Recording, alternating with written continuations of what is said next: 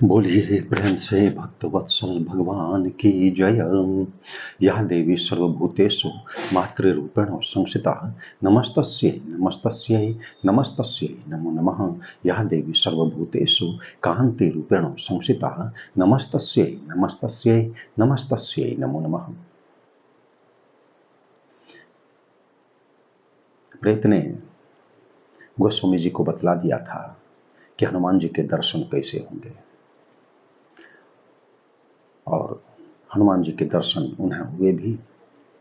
गोस्वामी जी ने हनुमान जी से भगवान श्री राम के दर्शन हेतु प्रार्थना की।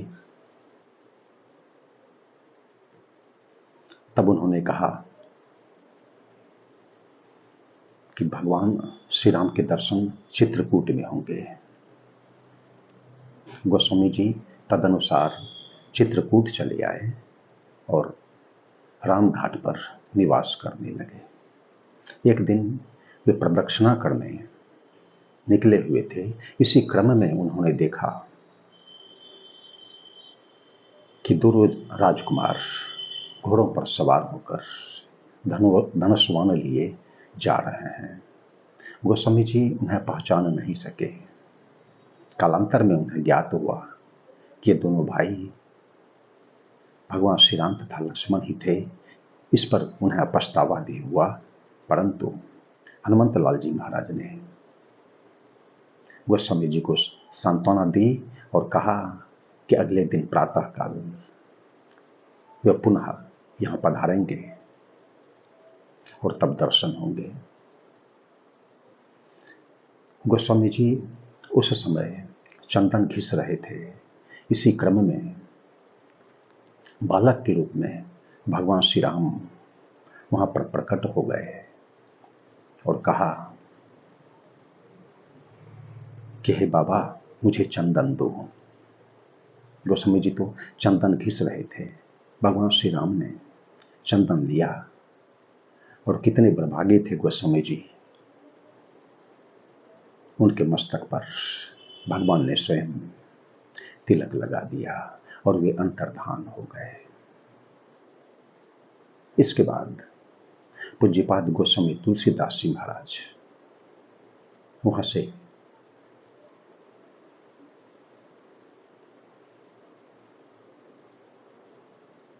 प्रयाग चले आए। उन दिनों माघ मेला लगा हुआ था। एक दिन वट वृक्ष के नीचे उन्हें याज्ञवल्क्य मुनि तथा भरद्वाज मुनि के दर्शन हुए और वहां पर श्री राम कथा की गंगा प्रवाहित हो रही थी, जो कथा की गोस्वामी जी ने शुक्र क्षेत्र में अपने गुरु महाराज के मुखारविंद से श्रवण की थी। उसी कथा का प्रवाह यहां पर हो रहा था उन दिनों। तत्पश्चात गोस्वामी जी वहां से काशी चले आए और प्रहलाद घाट पर एक ब्राह्मण के घर उन्होंने निवास किया। रात्रि के समय उन्हें कवित्व शक्ति का स्फुरन हुआ।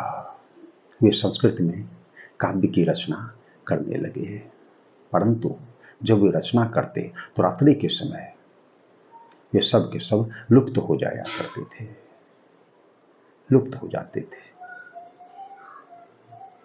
एक दिन गोस्वामी जी शयन कर रहे थे। इसी क्रम में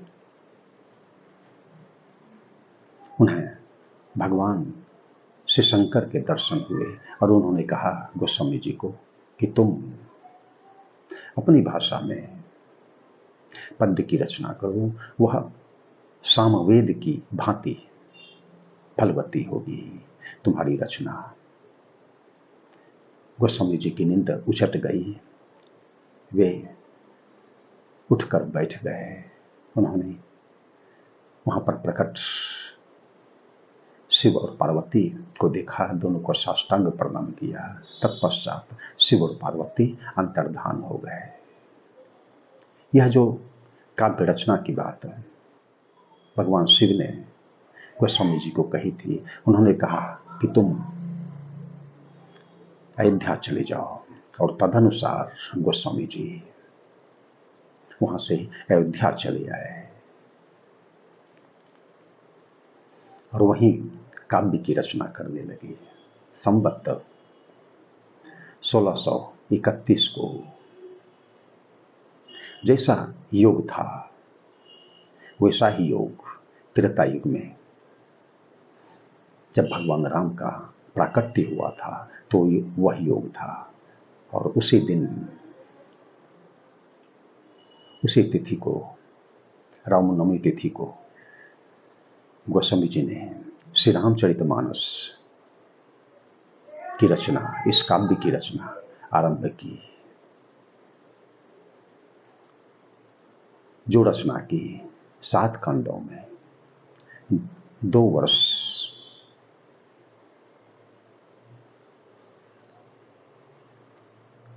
समय लगा था। 2 वर्ष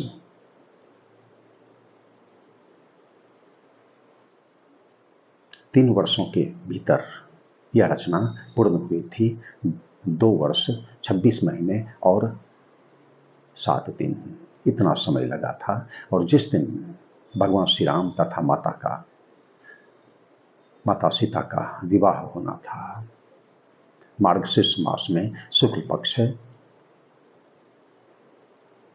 की पंचमी तिथि को, उसी दिन उस काव्य की रचना पूर्ण हो गई। तत्पश्चात गोस्वामी जी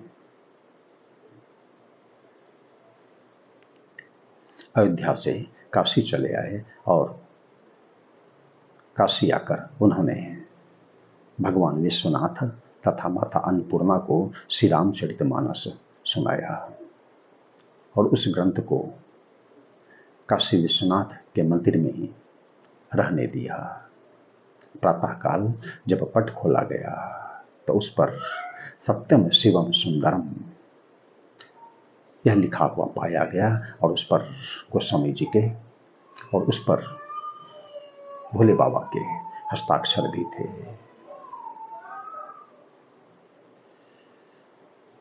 और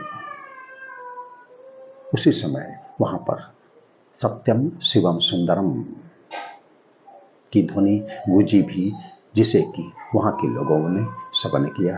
तो आज इस संदर्भ में इतना ही। कालांतर में आगे के अंश का श्रवण हम लोग कर सकेंगे। सीताराम सीताराम सीताराम जय सीताराम सीताराम सीताराम सीताराम जय सीताराम सीताराम सीताराम सीताराम सीताराम सीताराम सीताराम सीताराम सीताराम सीताराम सीताराम सीताराम जय सीताराम सीताराम सीताराम सीताराम जय सीताराम।